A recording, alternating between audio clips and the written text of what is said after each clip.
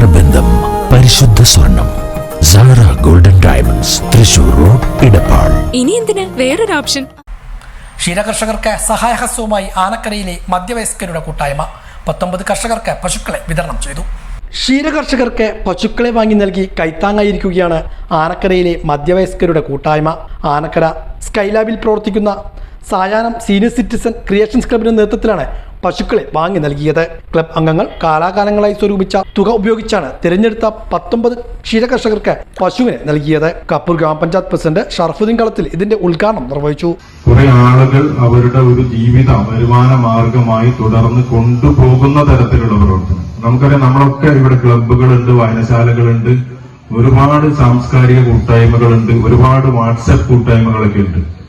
അവരൊക്കെ ഇന്ന് ലക്ഷക്കണക്കിന് രൂപ പലതരത്തിലും പല പരിപാടികൾക്കായിട്ട് പല രീതിയിലും സംഭാവനകൾ നൽകിയിട്ട് വലിയ തരത്തിലുള്ള പ്രവർത്തനങ്ങൾ, ജീവകാരുണ്യ പ്രവർത്തനങ്ങളൊക്കെ ഏറ്റെടുക്കുകയാണ്.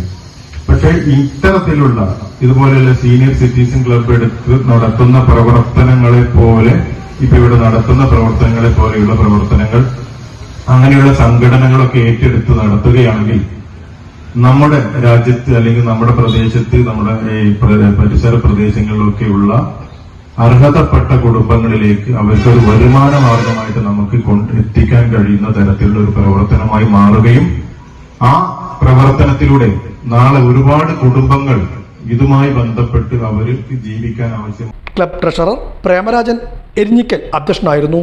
Club president MM Achuthankutty, vice president V Krishnadas, block panchayat അംഗം KV ബാലകൃഷ്ണൻ, പഞ്ചായത്ത് അംഗം ഹസീന ബാൻ, ഷെഫീഖ്, A രാവുണ്ണിക്കുട്ടി, നന്ദകുമാർ, മിനിമോൾ തുടങ്ങിയവരും പങ്കെടുത്ത് സംസാരിച്ചു.